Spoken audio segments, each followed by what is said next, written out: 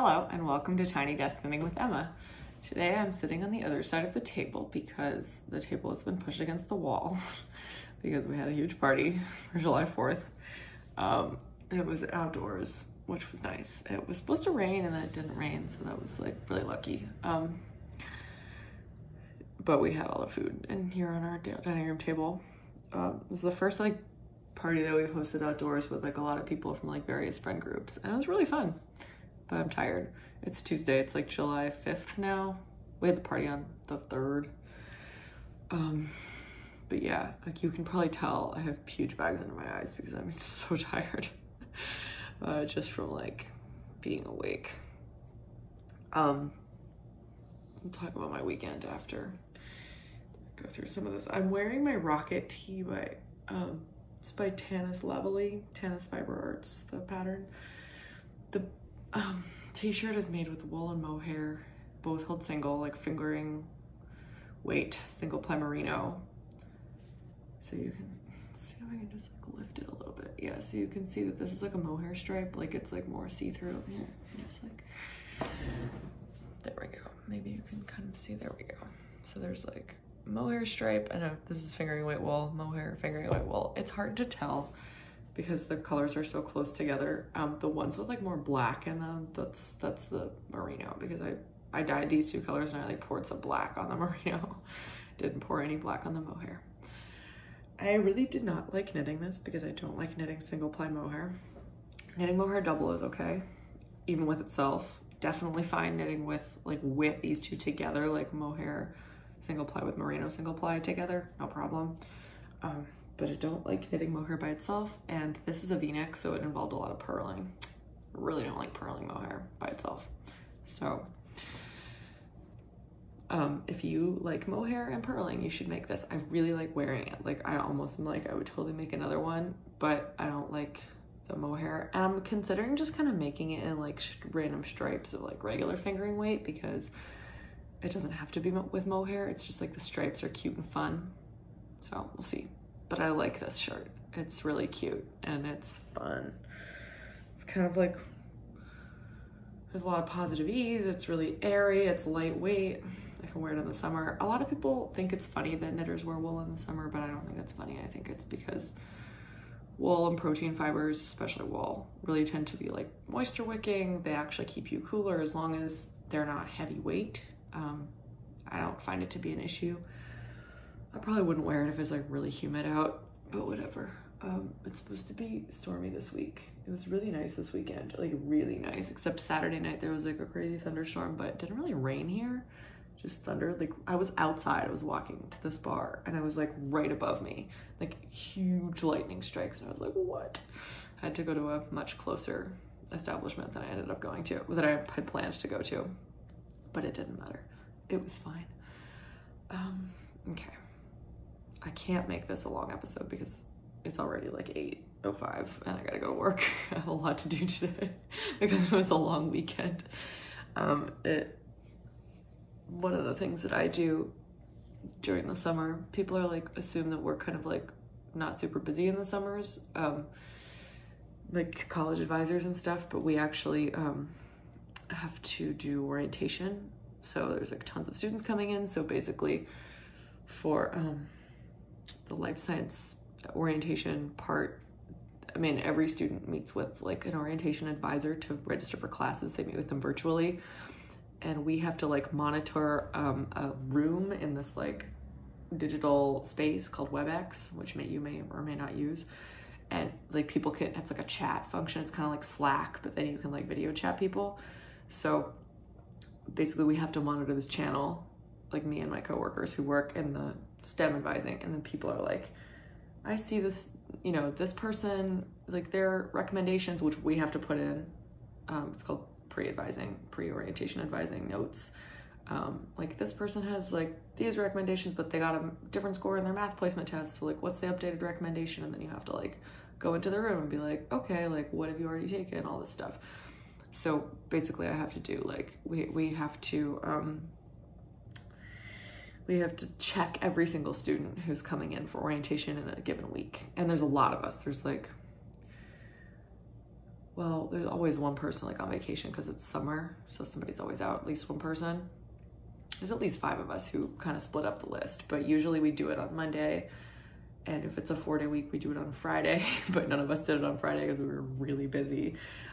So I like put in all of my like, I'm gonna do these 10, 13, 15, however many students, and I just like have to do them this morning so that, because orientation starts on Wednesday, so we have to have it in before Wednesday. And like ideally we do it before, so that if they haven't taken their math placement test, we can send them an email and be like, please do this before orientation. But like now there's not a whole lot of time. And then they might like take the math placement test really fast and do really badly, and then they have to take it again. It's like a whole thing. But it's just the joy of being an advisor. It's nice to have something to do, honestly, especially because most of my coworkers, all of my coworkers don't come to the office anymore because it's summer and they just don't want to for like whatever reason. And we don't like, because we're on orientation all day, it doesn't really matter. I feel like one of them might come in today. It could happen. It could happen. Maybe. Unlikely. I haven't seen any of them in over a month. So we'll see. Anyway, I'm gonna start talking about knitting now. Okay, so I'm gonna talk about necklines today. I'm gonna show you 2 whips, explain, I'll talk about them because that's what I do, but also talk about kind of it's not really a conundrum, it's like a challenge I'm gonna face shortly with this one neckline because I'm not really totally sure what to do. Okay, so I've got 2 pieces here. The first one is very simple. I actually just started it last week. I needed a new vanilla project because I always need something vanilla so that I can bring it to trivia night or the beach or car knitting or whatever. So I started another vanilla sweater. It is gonna be a cardigan. If you have ever made a steek before, you can probably tell. There's a steek bridge there. There it is. So the purl stitches are on either side of the steek bridge. You can see those purl stitches there. So I put purl stitches on the outside of my steeks, even if I'm doing color work, because it helps me see where to pick up the stitches for the button band. I want to pick them up in a straight line, and I can definitely do that if I have a purl bridge around the steek bridge. So I can just pick up along the side of the purl stitches, and I will always pick up in a straight line, and that is so helpful. Life hack.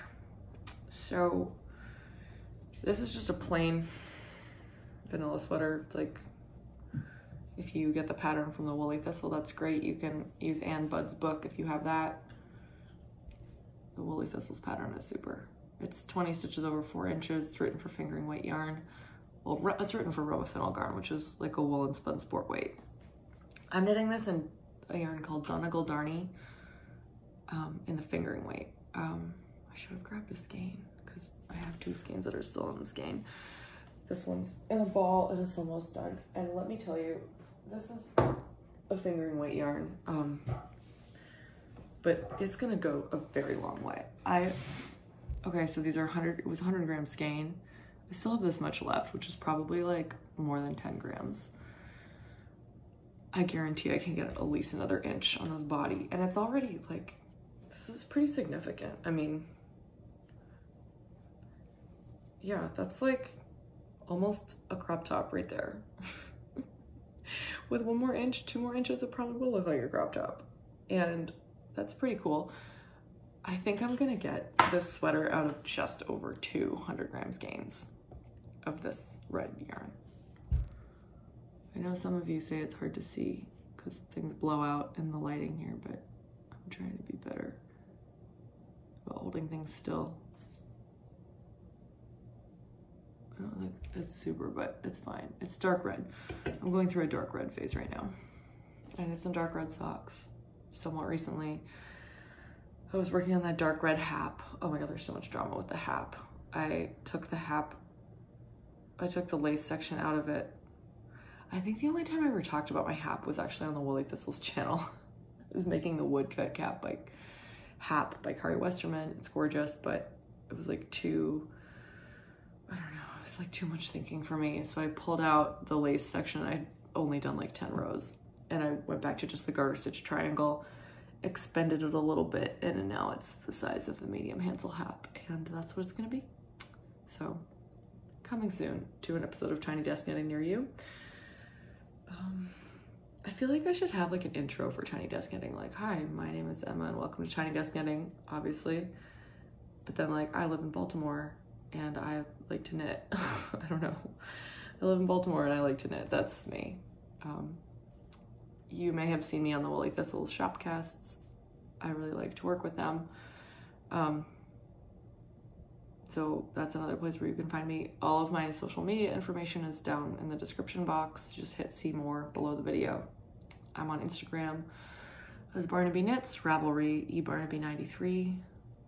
I think Twitter is Barnaby Knits. I don't tweet very much from a knitting account, but I'm trying to get more into it. Like, it took a while for me to kind of like be able to switch between my personal Instagram and my knitting Instagram, but like I got it eventually. I haven't really done that for Twitter. I'm still just like using my personal Twitter, which is private. And it's just me like posting Shrek memes and stuff because I'm 28 and that's what people who are 28 do. We love Shrek. That's a big personality point of young millennials. And by young, I mean like late millennials, like people born between like 1991 and 1995. Yeah, we love Shrek. It's like a weird thing. All of my friends will tell you that. So yeah, I really like this. The reason I'm bringing it up is because it's what I'm working on, but also because I wanted to just like once more revisit this neckline. So this is done by casting on and then immediately starting to knit back and forth in short rows, essentially. So instead of casting on and doing ribbing for like an inch or two, and then doing short rows over raglan increases, you just do raglan increases and you start with the whole back and the whole sleeve on each side and then just like one stitch on the front. And you do this thing where you add stitches gradually over this little area, which looks kind of jagged here. And you add stitches there and it creates a crew neck because it's like a gradual little thing. And you really can't see these jagged edges later because you're gonna pick up the stitches along this edge and this whole edge, and you're gonna knit ribbing. Normally I would knit that in the round, but this is a steeked cardigan, or will be a steeked cardigan. So I will pick up starting at one edge of the steek bridge and ending at the other edge of the steek bridge and knitting that flat. Okay, I'm gonna talk about the other thing now because otherwise I'll forget and I'm gonna ramble about this. If you want, if I still have time in a second after this, I'll talk about how this ends up getting finished in terms of what happens to a steek for me. I talk about this like periodically because I do knit a lot of things with steeks, but I like to revisit it because I probably have some new people who haven't seen those or whatever. And like, this is how you just make your vanilla sweater into a cardigan. It's easy. You can also get the Victory cardigan from the Woolly Thistle, which is like the same type of pattern, but there's more shaping and it's with a thicker weight yarn. It's with Aran weight Rama yarn, and that has a steek built in. So that's a little bit like more friendly in terms of just like, it takes less time to knit the whole thing and you can learn how to do a steek from that, and then you can kind of use it as a transferable skill. Okay, I digress. I showed this a few episodes ago when I was talking to my mom, but you probably couldn't see it like super up close. So this is the Velocore tee by Andrea Mowry. It's just called Velocore, I think. And this is a t-shirt that is knit with slip stitches and garter stitch. It's really easy, a little mock cable that's just knit by knitting the first stitch and then knitting the second. It's a second stitch and then knitting the first stitch. Many people have done a twist like that. It's like left twist, right twist. Mine are all leaning in the same direction. This piece is, according to the pattern, should be knit in the round until you get to the sleeve split, and then you knit the back piece and you knit the front piece identically. Join them at the shoulders. And then pick up and knit the ribbing around the sleeves, I think. Again, I don't necessarily always even read patterns. I've like, and Andrea Mowry is amazing. She's like, she has this great YouTube channel called I'll Knit If I Want To. And somebody's like, you know, I want to edit your pattern, but I feel like I'm not being faithful to the design. And she's like, it's for you. This is what I always say to my test knitters. I'm like, I don't care. This is for you. Knit it however you want. I am basically knitting exactly the t-shirt, but I am just changing the construction. So I'm knitting it in pieces. The reason I'm knitting this in pieces is because if you knit it in the round, these garter stitch ridges, you'd have to purl those little groups of 3 every other round. It would be rounds.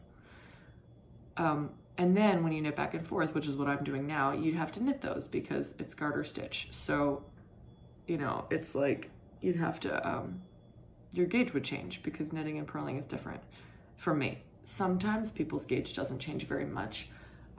First of all, I don't really like purling, so I was like, I don't need to do that. So this is, basically I'm doing 2 identical pieces and then I'm gonna seam them together below the armholes. 3 needle bind off at the shoulders because I'm, as you can see, this is on a waist yarn so that I can do that. And then the middle part that's also on waist yarn, this is the back again. That's gonna be the back of the neck. And then I'm gonna attempt to lower the front of the neckline because I don't want it to be like super tight. And then I don't like that. I don't want it to be tight around my neck. I like the lower kind of like slightly like a crew neck. This is like a V neck, obviously. This is like, it looks more like a U because the way I picked up the stitches and knit it, but. So back piece. By the way, I'm gonna link this pattern. It's like a very oversized t-shirt that's just drop shouldered. And it's really pretty. Again, you can see like, this is a really cool stitch pattern. I often buy Andrea Mowry's patterns just to get the stitch patterns because I love them and I want to like apply them to other things that I'm just making for myself. Or yeah, like Nurtured is another pattern that I've tried to knit Nurtured, and it's knit in the round. And again, I'm like, this would be a lot easier if you knit it flat. So one day I'm gonna knit Nurtured flat as well. Just the way that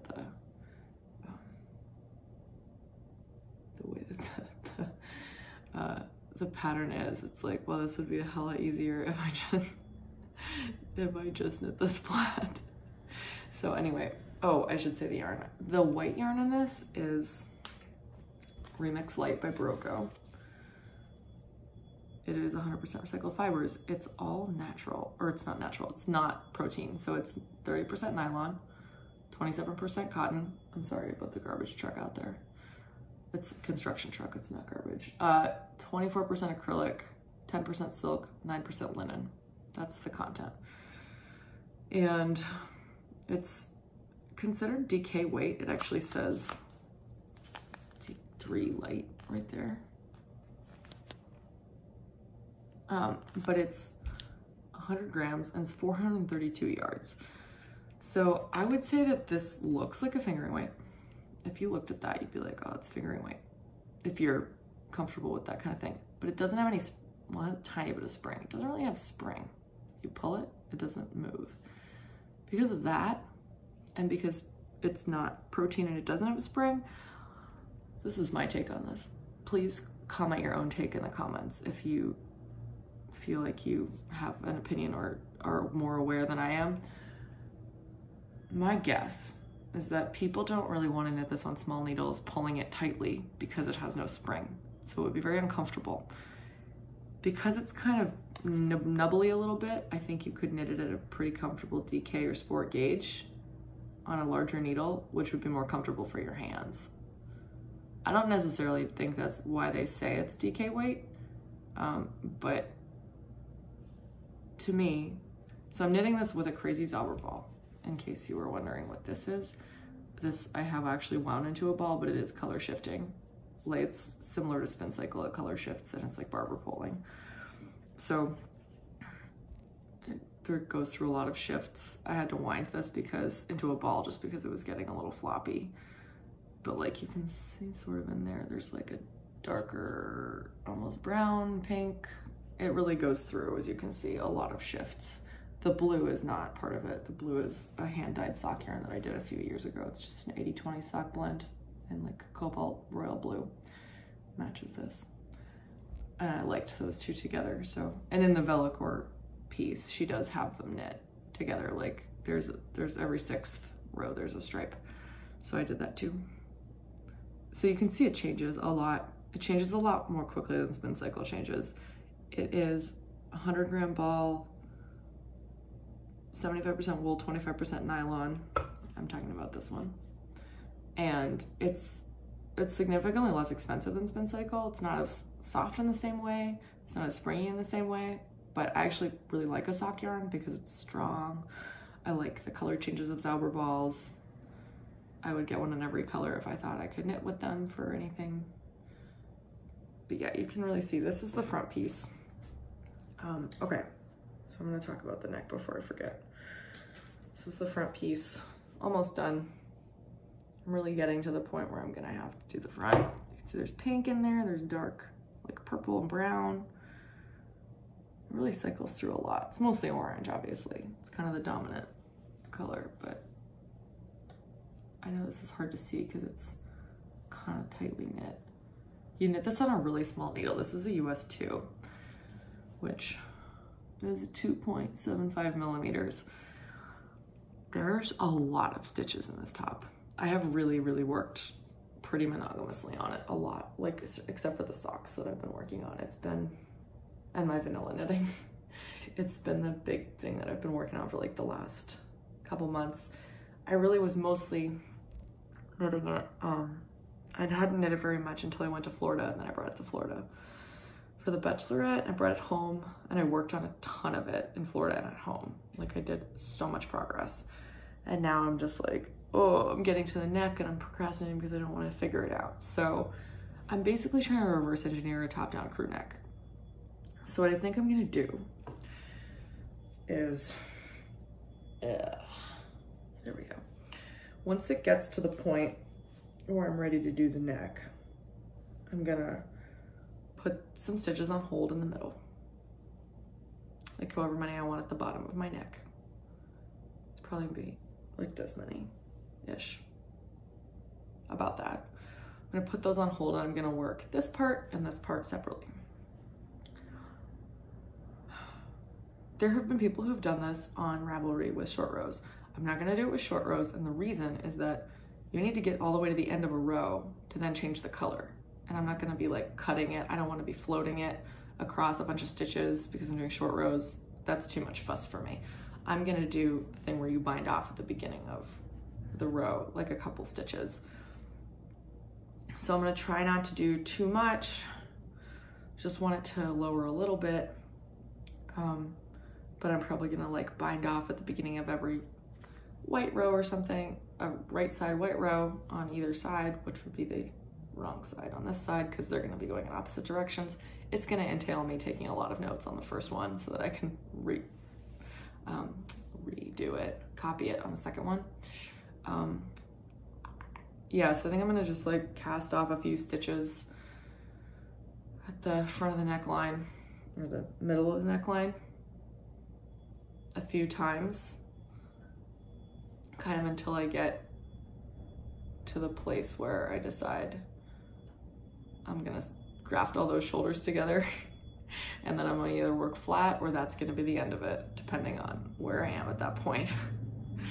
And then I'm gonna pick up the stitches. So this is why I've kept these ones on hold. It's 3 needle bind off the stitches onto the front and the stitches to the back. So there's a, like on the end, maybe I'll do it on the outside because the garter stitch seam might look cool. And then keep the stitches in the middle on hold so that I can pick up the neck, and then pick up this. I mean, obviously the front will have some stitches on hold in the middle, so those can just go straight onto the needle, and then you're just picking up along the side of the neck where you did those bind off stitches to shape the neck. So again, I kind of go by feel. This is just one of those things where like, I want to make this pattern fit sort of the way I want it to fit, and it's a little bit tricky. You have to be okay with it not looking right and going back and ripping it out. Usually kind of the more you knit, the more it just kind of works out. Like the more you're like, okay, I know how to construct this, and I think I know how many rows I have to do. That's like the issue for me, is like, I don't know when to start it necessarily. Because on a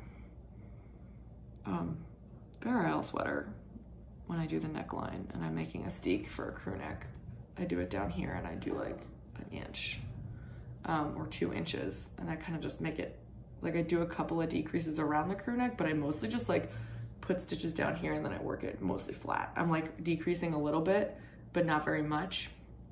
Like every other round maybe, doing a little decrease on either side of the steek bridge for the neck.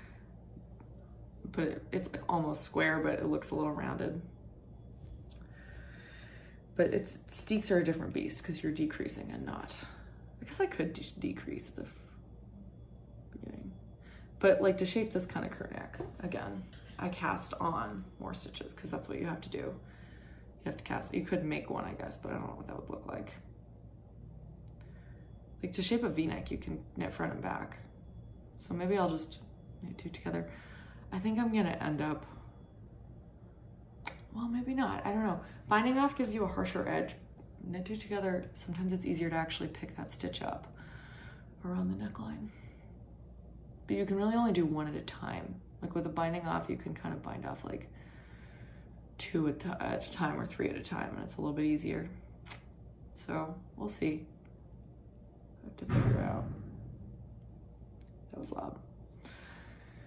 Okay, it's only been 26 minutes, so I'm gonna talk a little bit about steek etiquette, not etiquette, steek stuff. So I've said this before again, but probably not for several months. When I do a steek, I have a whole method. The first thing I do is, again, I told you about this. This is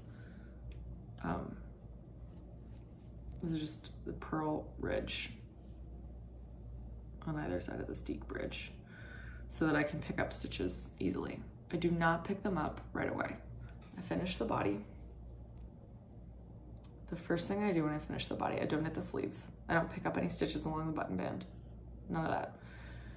The first thing I do is I needle felt the steek bridge. And in case you didn't catch that, needle felt the steek bridge. I needle felt it. So I take a needle felting tool and a big needle felting pad, and I basically just like stab it everywhere along the steep bridge, a bunch. So this yarn I anticipate will not fluff and fuzz on the wrong side as much as it does with like Shetland wool, but I anticipate that it will still strengthen the steek bridge. I don't think this yarn's gonna ravel regardless because it's not like an unraveling type of yarn, but I will needle felt the steek bridge before I do anything else. Then block number 1, so it soaks and it dries. Normal blocking. You don't have to pin anything, you just lay it flat to dry. Then, so I learned this from Andrea Mowry because she does those tutorials where she answers questions. She does tutorials, but her channel is mostly her answering questions every week, which is really helpful. She explained many times, she's explained this on her channel, that when wool is blocked, it has a bloom, and it's best to pick up stitches after it's been blocked because stitches kind of sort of, like especially with wool, because of the bloom and stuff, they kind of settle into place more when you're blocking. This is why I also learned from her, I don't trim my ends now until, like I weave them in before I block, but then I don't trim them until after I block because those ends are gonna like settle into place a little bit better if you leave them where they are while they block and dry. So it's the same thing with picking up stitches. It's better if you block it because the stitches kind of settle into their final form, almost like their evolved form when you block it and let it dry. So it's just like, they're not gonna shift in blocking and make your button band look a tiny bit wonky or anything. So I do like to do the needle felt of the steek before I block. Just gives those fibers another chance to kind of settle into place. And then after it's dried, then I tend to knit the sleeves. knit the neckband, knit the button band. Sometimes I cut the steek first. It depends on my mood. Sometimes I block the whole thing again with the steek still intact. And at the end of the sweater, the last thing I do is cut the steek, sew it down, and sew on the buttons.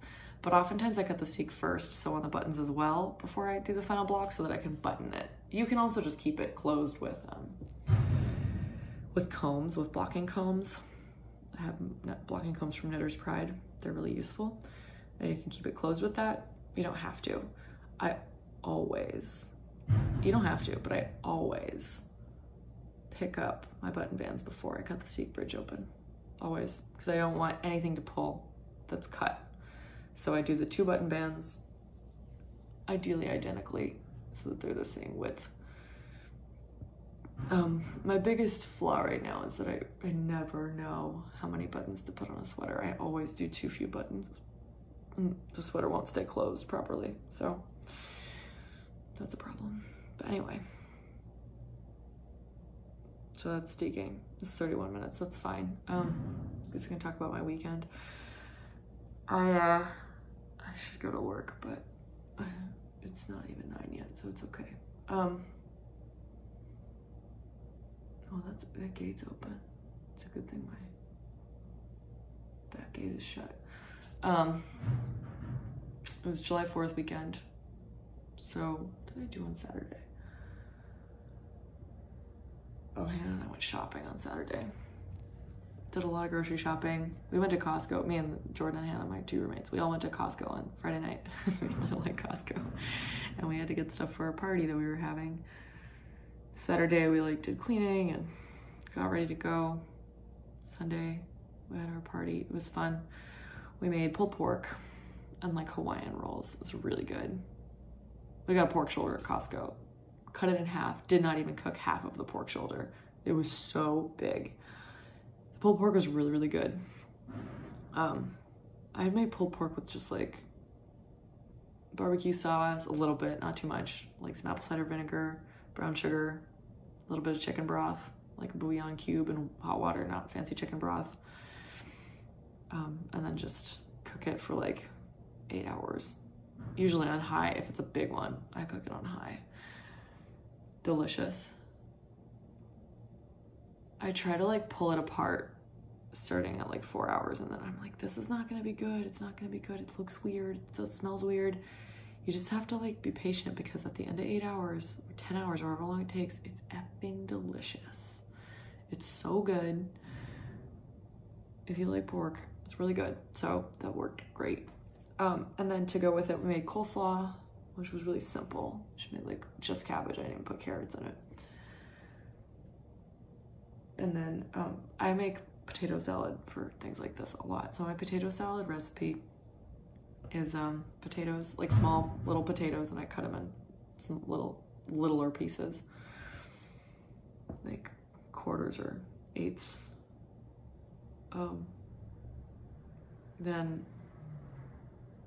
boil those in salt water, let them cool, and then for crunch I usually use pickles, radishes, and dill pickles, radishes, and celery. Sometimes scallions. We didn't have any scallions, so I didn't use them.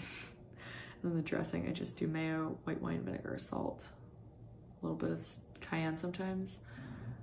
I don't like black pepper. Just personally, I don't like it. I like spicy food, but I don't like black pepper. So then Jordan was I was like, Jordan, what does this need? And she said mustard and garlic salt. So we put mustard and garlic salt in it as well. We have, we asked our friends, we were bring your own chair if you have it, because we were sitting on the roof. We also sat out there. We have a porch and a rooftop. And we had cornhole in the alley. It was fun. We were bring, BYOB, whatever. A lot of people, almost everyone just brought beers, and we have over 60 beers in our house now. And we're how long is it gonna take us to finish these? And we aren't big drinkers, so we have an over-under bet going in our house for when the beers will be gone. What the 62 beers that were collected at this party will be gone. There's 62. Maybe there's 65. An over-under bet is when you set a limit. And so we made Hannah set the limit. We said, Hannah, when are we going to finish these beers by? And she said 3 months. And so you either say it's going to take longer than that or it's going to take less long than that. It's not going to take as long. So we have an over-under, like all of our friends that come over and then like write on the board whether they think it will take us longer than 3 months or not, or under 3 months to finish 62 beers. And that's like, again, because we aren't big drinkers, like that's mostly going to be like friends coming in and drinking them. We're like, we should throw another party and no one can bring any alcohol. But yeah, so we did that. It wasn't too late. Went till like midnight on Sunday. And then yesterday, me and my friend Nitin went to the beach, and he was over like late. Like he had stayed until like midnight with our friend Mike, and we were just like hanging out on the back porch. And then Nitin and I went to Calvert Cliffs, which is like this really nice state park on a beach. Like it's like an hour and 15 minutes from here. It's in Calvert County, it's on the western shore of the Chesapeake, so we didn't have to cross the Bay Bridge. It's on the western shore, so we just basically drove down Route 2, which is like a local road, about an hour and 15 minutes. And we thought it might be really crowded because it's not huge. There's like not tons of parking there, but it turns out that you have to hike 2 miles to get to the beach. Like you can't drive to the beach. You have to like go to the state park, and then it's a 2-mile walk to the beach. So it's like not for the faint of heart, for sure. We were kind of surprised because we got there at like 10. There weren't that many people there at the beach by like 10:30 because we walked. And then, but like there were quite a few people. It's not a huge beach, and you can't actually walk on the cliffs anymore, but they were really pretty. And we were just like on the beach for a couple hours. I have this wedding that I'm a bridesmaid in about a month from tomorrow, August 6th. Ooh, excuse me. And the dress is like a very light pink, so I'm trying to be as tan as possible because I have pink undertones of my skin. And yeah, it's like a full, it's very like spaghetti straps and the back's all open. So I've been swimming a lot at work trying to like get really, I'm pretty muscular, but like yeah, I'm like swimming so that it's like I look great in this dress, this bridesmaid's dress, because it's very open in the back. So we'll see. Yeah, I'm a swimmer from like childhood, and I like to swim at work at the outdoor pool. It's really nice. I swim in indoor pools too, but usually they're only 25 meters, so it's like a little bit more annoying to count all the laps. Whereas a 50-meter pool, like I have it in the outside pool at work, there and back is 100 meters, so it's really easy to count how many laps you've done. So I swim at work. I have like swim team swimsuits, like real swimsuits, and like the tight ones, and like a swim cap and goggles, all that. So today's a swimming day. Today's Tuesday. I swim Tuesday, Thursday, Friday. So today's a swim day. Yeah. So I should probably get going because I got a lot to do at work, and I haven't had breakfast yet, but I can do that on the way. Yeah. So we'll see what happens with this. Oh yeah, I didn't really finish. Nitin and I were actually gonna like record an episode because he's a knitter too, and his name is Nitin, which is like hilarious, obviously, amazing. I taught him how to knit when we were roommates in grad school, and he knits too. So, but we just like when I wasn't gonna like try to record at the beach. That would have been funny, but I didn't have like a tripod, and it was like we were like really sweaty and it was kind of gross. So then I was like, maybe we'll record later. Like, because we had dinner and we went to the fireworks last night with my roommates and Jordan's boyfriend Nima, and we had dinner. We always have Mexican food on Mondays, Mexican Monday. So last night we made enchiladas, which were really good. So we had all this pulled pork, but we always just like make, me and my roommates, we make a can of beans Monday. That's usually what we do. Make a can of beans like on the stove with onions and spices and stuff, and then we just like, Hannah usually has a salad, Jordan does whatever. I usually have a quesadilla with beans and cheese, and then we have like salad on the side. But sometimes we do like something else, and yesterday we made enchiladas because we had all this pulled pork, and we made beans and pork enchiladas are really good, and with cheese and corn tortillas. And it was great. And we tried to make a dent in some of these beers, but again, it's gonna take us so long because I drink like one beer at the end of the workday when I'm exhausted. Like, we live in Baltimore, so most of the beer we drink is National Bohemian or Natty Bo. That's what people usually bring to us. And it's like, you know, it's like Budweiser. It's not like a light beer necessarily. I don't know. People who drink Natty Bo, you can tell me. It's definitely like lighter. It's like more like Budweiser, not like Bud Light. But anyway, it's like easy drinking. It's not like an IPA, which is bitter. I like IPAs. It's taken me a long time to get used to it, but regardless, we went to the fireworks from Hannah's work. So Hannah works like literally 3-minute walk towards the harbor. Like maybe not even 3 minutes. You walk through the alley behind our house and it's like, you don't even have to go on a street to get to her work. It's amazing. And they have a roof and it faces the harbor. So there were actually 2 sets of fireworks. There was like one right over the harbor, which you could only see if you were like in the harbor or sitting on Federal Hill, which is like 3 blocks that way, 3 blocks east of us. And then there were other fireworks like over the Domino's barge, which is out farther east. So you could see that if you were like sitting in the harbor, like in like Fells Point or Canton. But we could see both, which was crazy because it was like kind of like had to look like this. Like, oh my gosh. They weren't very long. There were also, you could see from there because it was high up, you can see like the fireworks in like the suburbs that were going on at the same time, which was like crazy. But it was nice because the Baltimore Symphony Orchestra was playing like John Philip Sousa marches and stuff. Also like near us by the water, so it was fun. And we watched like cars trying to figure out the traffic situation where we live, which is really funny. So that was a good time. And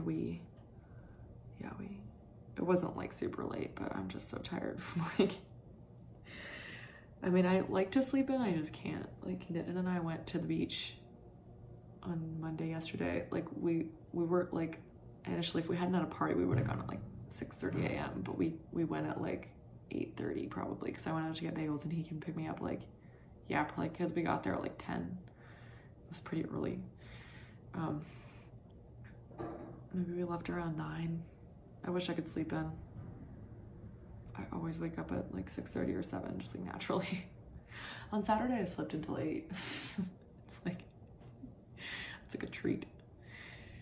But yeah, I'm hoping for a low-key week because I've had a scratchy throat for like the last 2 weeks because I've just been talking with friends. I'm like, I have COVID, and then I'm like, no.